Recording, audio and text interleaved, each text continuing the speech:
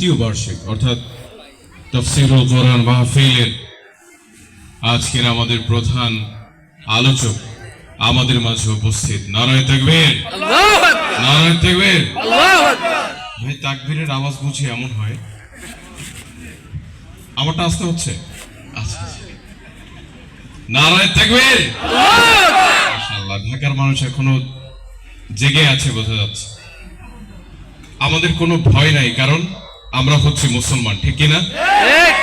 আমাদের এই দিলের মধ্যে, আমাদের এই শরীরের মধ্যে রয়েছে নবী মুহাম্মদুর রাসূলুল্লাহ সাল্লাল্লাহু আলাইহি ওয়াসাল্লামের সেই চেতনা, সেই বিপ্লবী চেতনা, ঠিক কিনা জোরে বলেন।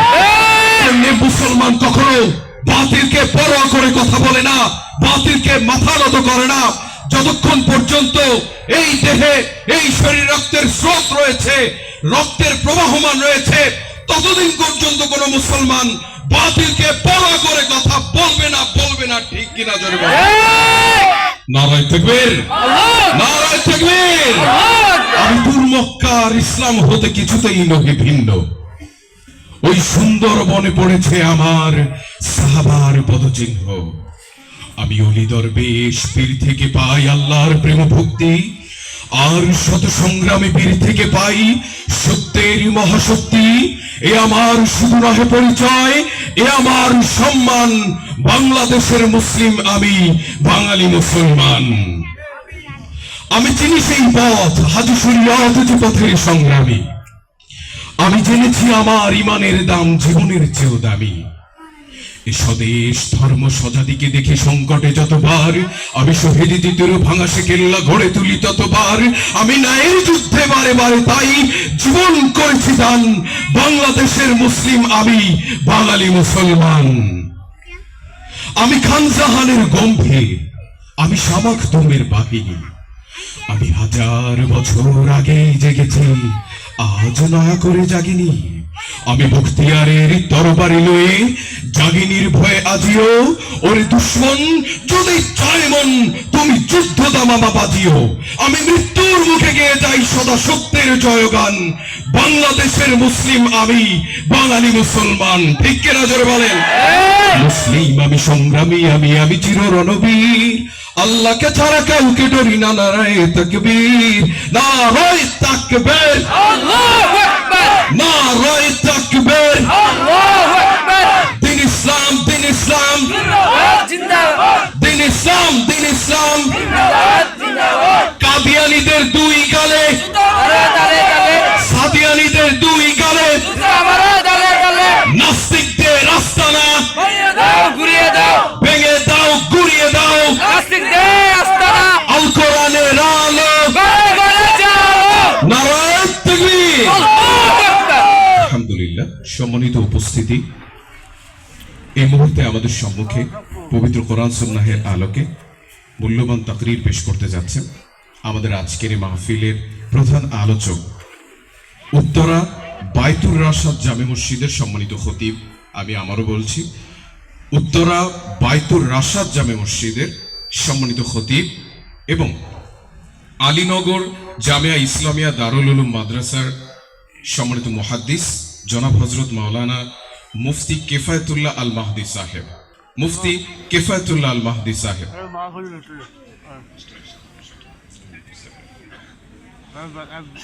আমাদের সবার তরফ থেকে হযরতকে তার মূল্যবান নসিহা পেশ করার জন্য বিনীতভাবে অনুরোধ জানাচ্ছি। السلام عليكم ورحمة الله وبركاته.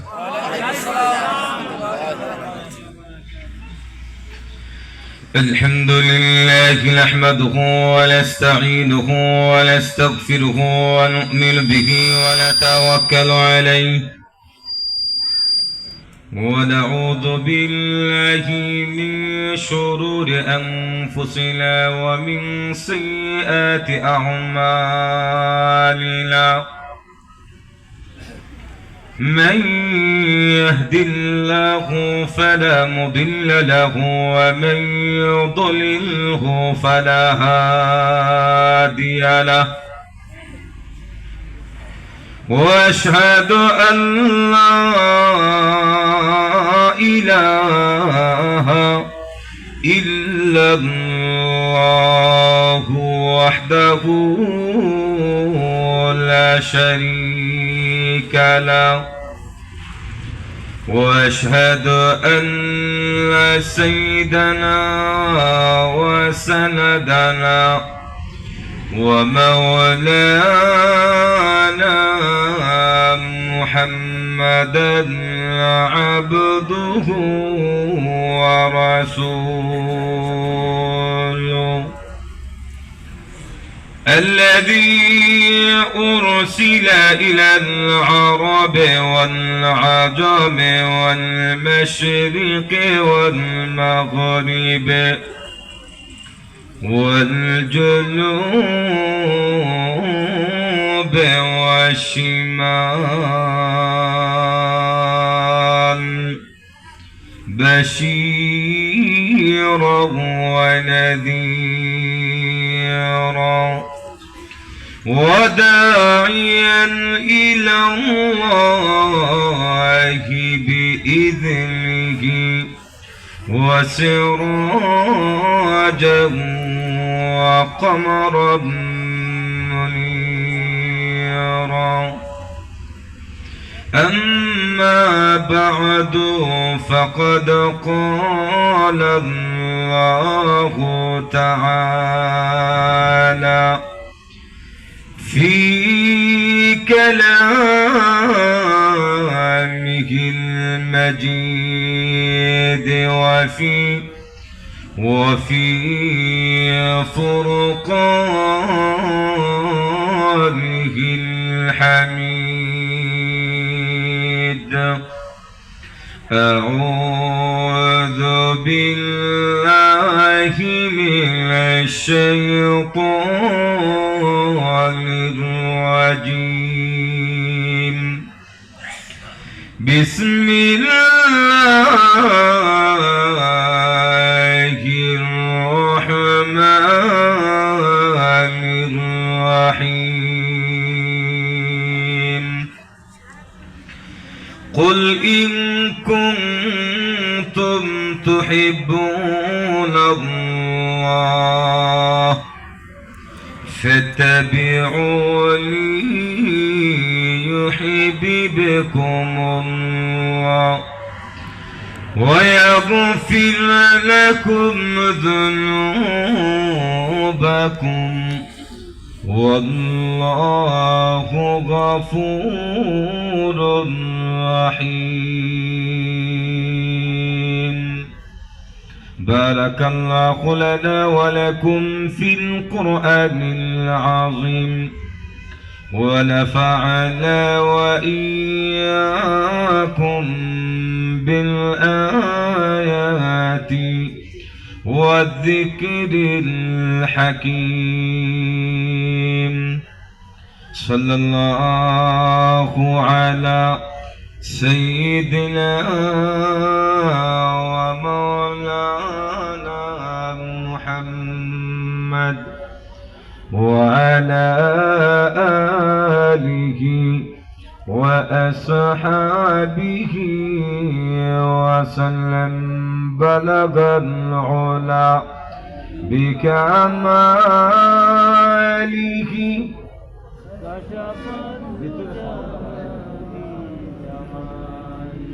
حسنت جميع خصاله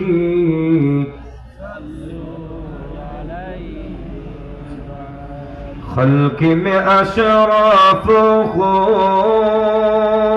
ہم یہ تیری مہربانی ہے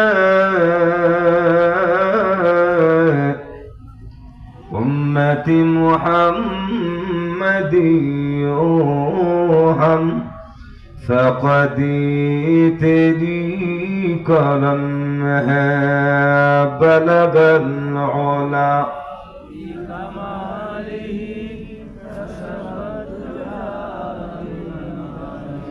حسنت جميع خصاله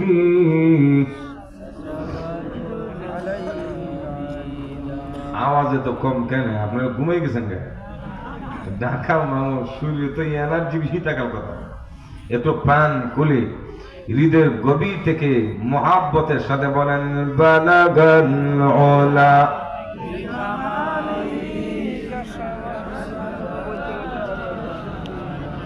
حصلت جميع خصاله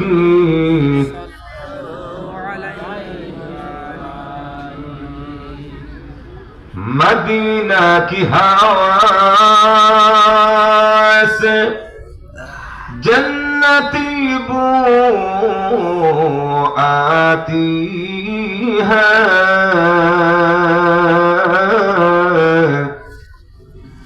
खाके पाके मदीना में नूर जन्नत चमकती है, बलगल उला बिकमालिही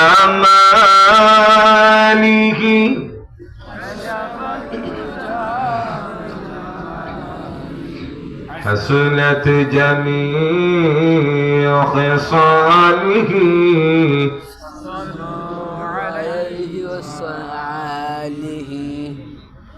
रहे मेरी मस्कन हवाली काबा, बने मेरी मदफन दियारे मदीना, बलगल उला बिकमालिही كشف الدجى بجماله، حسنت جميع خصاله، صلوا عليه وآله। নজমুদ্দিন মুন্সি জামে মসজিদ ও এলাকাবাসীর উদ্যোগে আয়োজিত আজকের তাফসীর কোরআন মাহফিলের পলম শ্রদ্ধেভাজন সভাপতি, মঞ্চবিষ্ট জাতির কর্ণধার, দেশের শ্রেষ্ঠ সন্তান হযরত উলামায়ে কেরাম, সম্মানিত সুধী সমাজ, পর্দার অন্তরালে অবস্থানরত আমার শ্রদ্ধেভাজন মা ও বোনেরা, যে মহান আল্লাহ রাব্বুল আলামিন আমাদেরকে অত্যন্ত দয়া করে দুনিয়াবি কাজ থেকে ফারেক করে আজকের ঐতিহ্যবাহী তাফসীর কোরআন মাহফিলে সমবেত হওয়ার তৌফিক দান করেছেন, সে সত্তার কৃতজ্ঞতা জ্ঞাপন করার জন্য প্রত্যেকের হৃদয়ের গভীর থেকে কালিমাতুশ শুকুর আদায় করছি আলহামদুলিল্লাহ। আমি আপনাদের সামনে মহান আল্লাহ রাব্বুল আলামিনের শিবানী পবিত্র কুরআনুল কারীম থেকে সূরা আলে ইমরানের একখানা আয়াতে কারিমা তেলাওয়াত করেছি।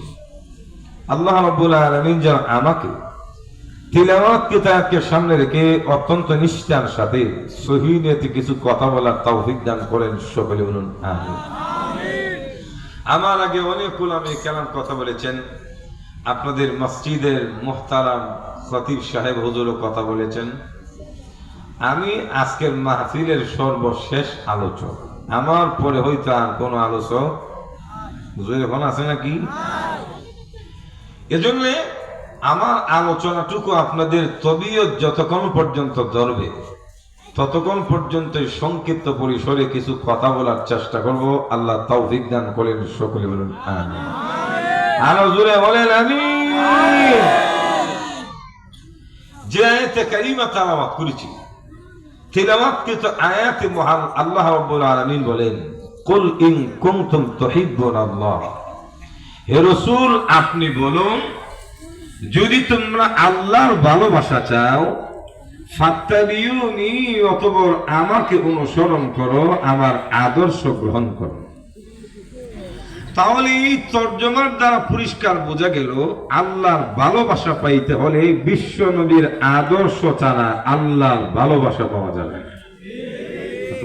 ঠিক না?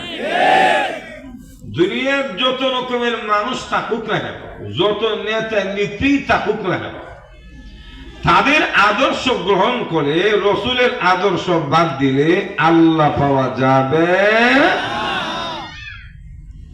আল্লাহর ভালোবাসা যাদের দরকার আল্লাহর সান্নিধ্য যারা হাসিল করতে চায়, আল্লাহকে যারা রাজি খুশি করতে চায়, ওরা রসুলের আদর্শ ধরতে হবে। একটু জোরে এখন ঠিক না? আপনারা কি আল্লাহর ভালোবাসা চান? আরো জোরে বলেন না? হ্যাঁ, ইমানদার আল্লাহর ভালোবাসাই চায়, কারণ ইমানদারদের অন্তরে আল্লাহর ভালোবাসা বেশি থাকে। এটা আমার কথা না, আল্লাহ নিজেই কোরআনে বলছেন, বলবো হুজুর এখন না? والذين آمنوا أشد حبا لله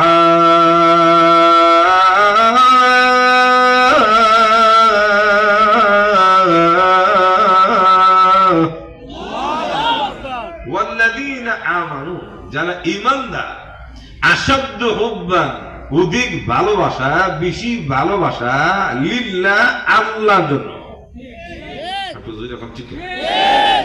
ঈমানদাররা সবচেয়ে বেশি ভালোবাসেন আল্লাহকে। জোরে বলেন ঠিক না? তো আল্লাহর ভালোবাসাটা পাইতে হলে কার আদর্শ ধরতে হবে? আরো জোরে বলেন।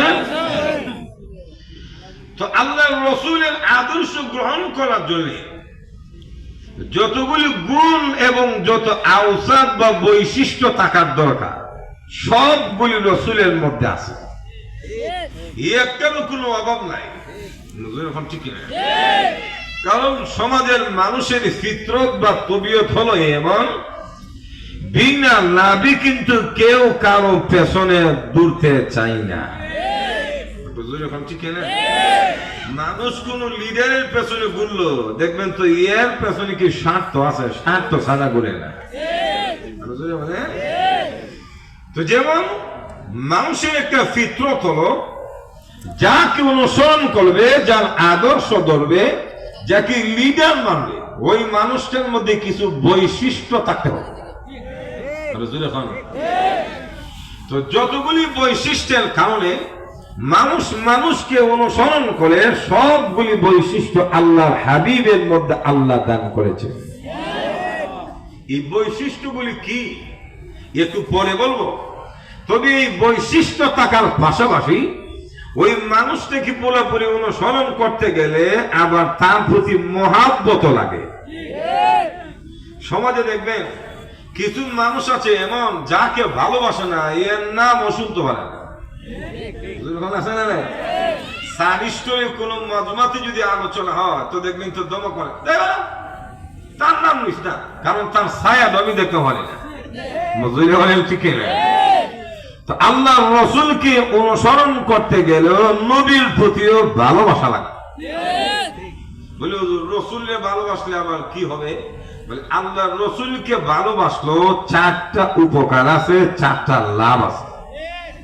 এর মধ্যে এক নম্বর লাভ, রাসূলকে ভালোবাসা, আল্লাহর নবীকে মহব্বত করা, এটা ঈমানদারের লক্ষণ। মুমিন নবীকে ভালোবাসে দুনিয়ার সবার চেয়ে বেশি।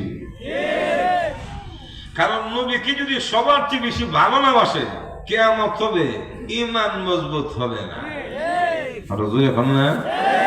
আল্লাহ রাসূল বলেন, লা ইউমিনু আহাদুকুম হাত্তা আকুনা আহাব্বা ইলাইহি মিন ওয়ালিদিহি ওয়া ওয়ালাদিহি ওয়ান নাসি আজমাইন। আল্লাহর হাবিব বলেন, তোমাদের মধ্য থেকে কেহ ততক্ষণ পর্যন্ত পূর্ণ মুমিন হতে পারবে না যতক্ষণ পর্যন্ত সে তার মা বাবা, সন্তান সন্ততি এবং দুনিয়ার সব কিছুর সে আমি রাসূলকে বেশি ভালো না বাসবে। এখন আপনার অন্তরে যদি নবীর চেয়ে বেশি ভালোবাসা বউয়ের জন্য থাকে, তাহলে আপনার ঈমান হয় না। আমরা সমাজ আছে না কিছু বউ ফাপিল্লা, বুঝলে এখন ঠিক না? আপনার